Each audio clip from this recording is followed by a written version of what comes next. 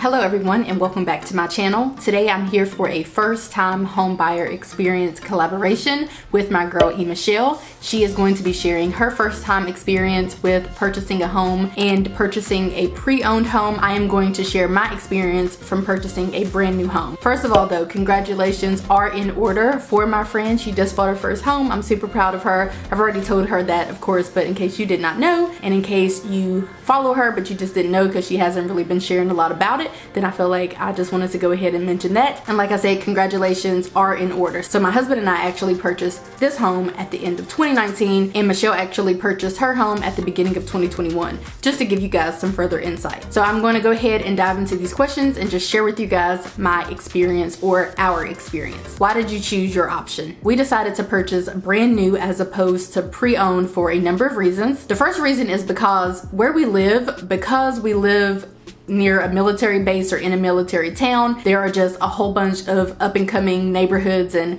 new developments all over the place. Like, it's actually a whole bunch, way more. I don't even think this even existed where I grew up. I can't recall, maybe one new development I remember taking place, but not as many as we have here. So that's kind of one of the reasons why we did go ahead and make this decision. We also knew that in moving into this particular home and in this particular area, we would probably see a lot of appreciation, and it's been about a year and a couple months as of right now, and our home actually has already appreciated about $30,000. What this means is if we moved at this very moment, we would be able to pocket or profit $30K, which is the difference between what we owe and what the house is worth. Now, technically about $5,000 of that has been us actually paying down the mortgage, but in the beginning, a lot of the money, a lot of your mortgage payment actually goes to the interest instead of the principal. So therefore, we haven't really paid down a lot of our home. The other $25,000 came from appreciation. Another reason why we decided to go with the brand new home route is because we figured if the house is brand new, then it's probably going to come with far less issues, or there will be far less issues that we would actually experience or have to take care of,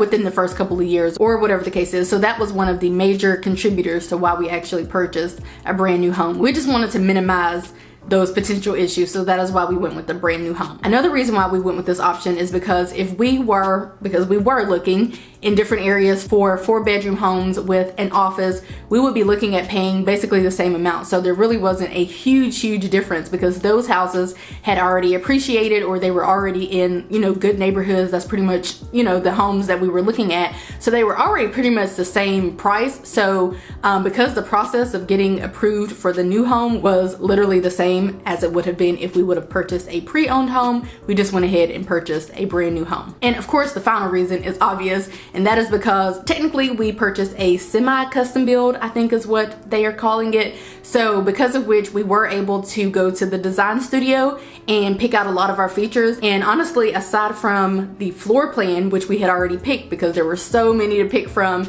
there were so many that our particular builder already had in their catalog, and we were able to pick the one that we thought would meet our needs best. So not only were we able to pick the plan or the layout, we also were able to give our input on pretty much all of the fixtures inside of the home, to include like the countertops, if we wanted granite or if we wanted quartz or if we wanted granite upstairs in the master bathroom or in the guest bathroom, or did we want granite or quartz in the kitchen. Like, we were able to make all of those decisions, and we had a plethora of choices to pick from when we were customizing the home. Now, we were looking at foreclosed homes and homes that we would maybe have to fix up a little bit to make it our own. And honestly, this just seemed like a much better option. Like, go ahead and customize the home and make it how you want it, and you don't have to worry about going in and doing all types of remodeling and putting a whole bunch of money into that. And for us, we weighed the pros and the cons, and by the time that we purchased a home in a similar area and a similar size, we were already going to be looking at a decent amount of money. And for the remodels and like everything that we had in mind,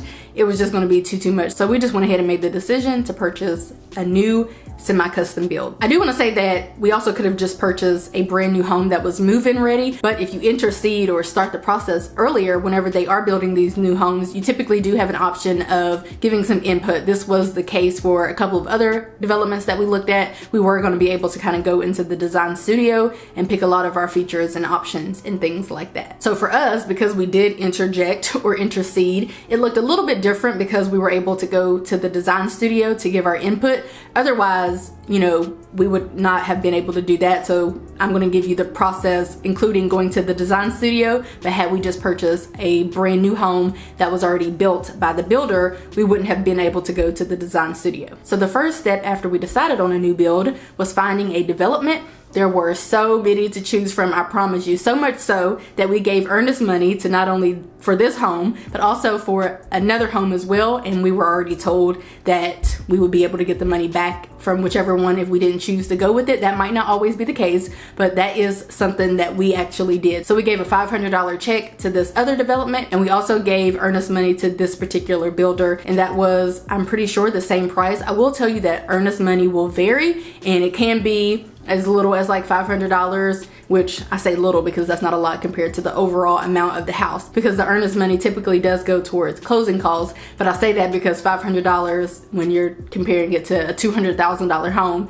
is obviously not a whole lot of money. That was the first step, just picking the development, which was a little difficult. So we gave earnest money to both of the builders, but then we later decided that we wanted to go with this builder. So we just went and got our money back from the other builder. Now, before going and getting our money back, we did go ahead and start the initial process. So after we chose this development, which a part of that process was exploring the different plans, looking at the different costs, talking to the realtor. Whenever you're dealing with these new developments, typically they have a realtor on site in the model home, and typically that person will serve as the seller's realtor and the buyer's realtor just by default. So we chatted a lot with him. We crunched some numbers with him. It made sense to go ahead and do that, and he was happy to do that, and that's a part of his job actually, to do that, just to make sure this would even be a good fit, like asking us what our income is, what our credit scores were. He didn't really like plug in any numbers like on any different website or run our credit or anything like that. He just got a general idea and gave us a general idea about what we would be looking at as far as the price of the home as well as the potential mortgage price. A major key too I want to point out is that the model home here actually isn't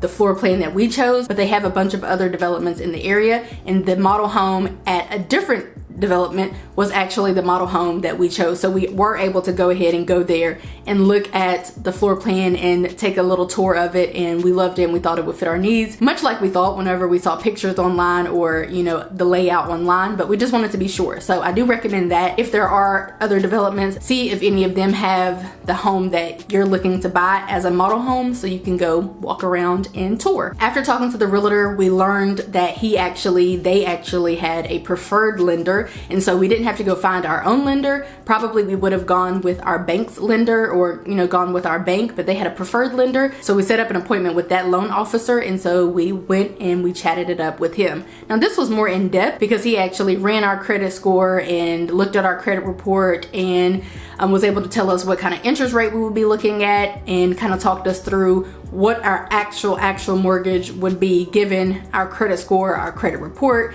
our loans, our debt, all of that type of stuff. So that conversation was really important, and that was all kind of like the startup for the pre-approval process. Everything looked good, so he went ahead and got us a pre-approval letter. So that kind of sealed the deal and let us know, the lender know, the builder know, let everyone know that we were good to go. There were a lot of factors that played into the approval process, and they're very similar to just the approval process in general, but we did have to present W-2s. We had to tell them what our credit scores were. We had to share with them our credit report or give him, you know, the ability to run our credit reports. We had to provide pay stubs, bank statements, literally the whole nine. That was, of course, to make sure that we were going to be able to afford the home. And they did go ahead and verify our places of employment via calling them. So while the lender and his people were actually working to get us that actual approval, we went ahead and went to the design studio. They called us in for an appointment so that we could actually design our home and give them our design options. And that was really fun. I actually vlogged this whole process, so I'll link that down below in the description box, but that was super exciting to go to the design studio and actually like customize the home. From the start of the process until the time that they broke ground, it was about 3 months. And then in August of 2019, they broke ground and they started building our home based on the floor plan that we chose and the options that we chose. And just FYI, they finished the house again, like I said, in December of 2019. So it took 5 months. So altogether about 8 months from top to bottom. Now keep in mind that we started the process in the spring. And so again, we had to get the pre-approval, and then they began working on the actual approval, which we did get, of course. But before we were able to move in, about a week or two before they finished the house in December, they had to basically like kind of do the approval process again. They wanted us to present pay stubs, bank statements, all of that information, because it had been a pretty good amount of time, like 6 months. So they wanted to make sure that we could still afford the home, we were still working, our credit scores were still the same, all of that stuff before we officially went to closing. We did have a few hiccups. It's a blessing, but it also was kind of weird. But they only considered our income from our full-time jobs. They would not consider the income,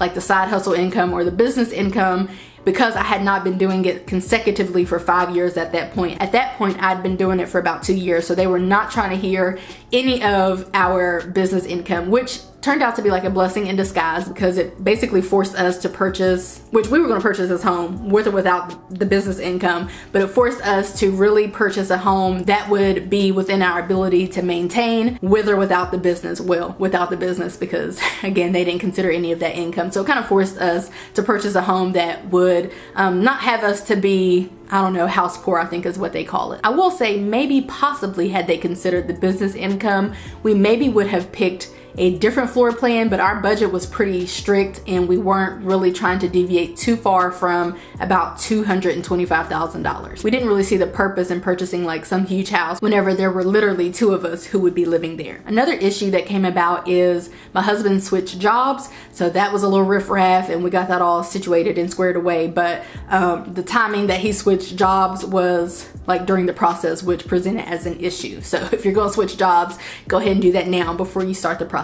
And also, you know, I guess they thought we were money laundering because I had gotten a huge deposit from Google AdSense during that time, and they needed to verify that I wasn't money laundering, but also that wasn't money that was a gift or anything like that, because essentially they want to make sure that you can purchase this home and afford the home. The bank wants to make sure that you can do this independently and without the help of someone else. So if somebody's going to actually gift you money for a house or whatever the case is, go ahead and ask them and let them know to go ahead and do that ahead of time so it doesn't happen during the process. But that was all squared away. I pretty much had to like write a letter and do a bunch of extra stuff to prove that the money was from my side hustle and not money that was gifted to me, because it was a randomly large amount. On the previous bank statements, the amount wasn't that large, so I guess they weren't really tripping about that, but that amount was pretty big and they were tripping about that. So all of that happened throughout the process, but for the most part, whenever they were ready in December to run everything again to make sure that everything was copacetic, then we were able to go ahead and close on the home. So we went to closing and we closed on our home on the date that we had projected, and then we moved into our home. So that was pretty much the process. I'm not saying it was without flaw or without some riffraff or some stuff that popped up that we didn't really anticipate popping up, but for the most part, it was a pretty simple process. I will say we weren't heavily stressed or anything like that. And I'll say this time and time again, make sure that your credit score is good, your income is good based on the house that you're potentially trying to buy. Make sure all of that is good before you even start the process. Of course, you can work on these things throughout the process, but it's just going to be far less of a headache if you go ahead and get that stuff situated now before you start the process. The only thing that I really regret, I guess, is not exploring features a little more. We'd never owned a home. When I was growing up, I wasn't really well versed in the area of home ownership. I didn't really know like what I liked because my husband and I had been living in apartments. So I just didn't really have a real clue about that. So whenever we did move into the home, we kind of picked the features that we liked, but I wish that I would have maybe did a little bit more research or watched more YouTube videos or just paid a little bit more attention to like homes, because then I feel like we would have picked some different features perhaps. Like as an example, I don't hate the carpet on our stairs. However, cleaning them is way more difficult than I feel like it would be if we had hardwood or luxury vinyl. So that's one thing that I kind of wish that I would have explored a little more. But other than that, no buyer's regrets. We haven't had any major issues. We did have one issue, but of course it was under warranty. Our warranty has ended now. So at this point, we're just kind of going off of a hope and a prayer and hoping that nothing major takes place and we don't have to replace anything. Actually, I shouldn't say hoping that nothing major takes place. We know something is going to take places. It's Murphy's Law, but just hoping that we don't have to deal with that for a few more years. What you learned after getting the keys. This is a funny one because before we did our walkthrough with the builder, before we even closed on the home, just to make sure, of course we had to do that to make sure that everything was kosher. And also we did that after the home was appraised. But one thing that we learned after moving in is we discovered a lot of blue tape. So they use blue tape to kind of mark the areas that are not perfect, and we found a lot of blue tape in a lot of areas that none of us were really paying attention to, and it wasn't really major stuff. Like some areas inside doors, as an example, had blue tape on them because they needed to be painted and stuff like that. So it wasn't major stuff, but that's something that we learned after getting the keys for sure. One thing that I would tell someone getting started in the process,